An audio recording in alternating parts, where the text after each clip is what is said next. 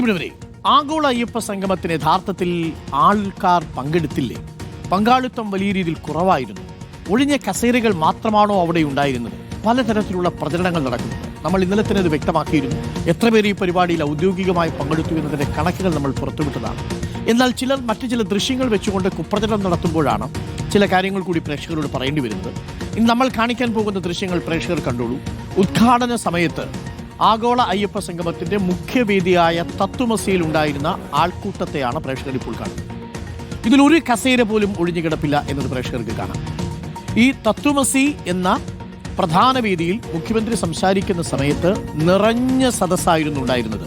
അതിൽ അവസാനത്തെ ഒന്നോ രണ്ടോ വരി ഒഴിച്ചു നിർത്തിയാൽ ബാക്കിയെല്ലാം ഭക്തരുമായിരുന്നു.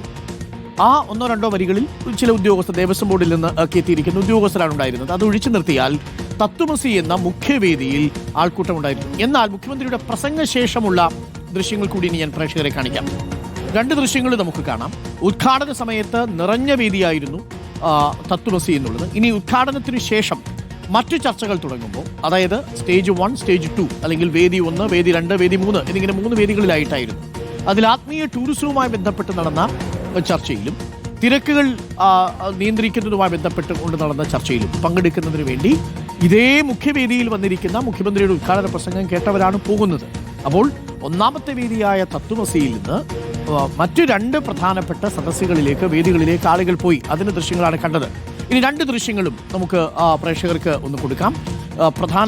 മുഖ്യമന്ത്രി പ്രസംഗിക്കുന്ന സമയത്തുള്ള ആൾക്കൂട്ടത്തെ പ്രേക്ഷകർക്ക് ഇവിടെ കാണാം. മുഖ്യമന്ത്രി പ്രസംഗിച്ച് കഴിഞ്ഞതിനു ശേഷം മറ്റു ചർച്ചകൾ തുടങ്ങുമ്പോൾ മറ്റു വേദികളിലേക്ക് ആളുകൾ പോയതിന്റെ ദൃശ്യങ്ങളും പ്രേക്ഷകർക്ക് കാണാം.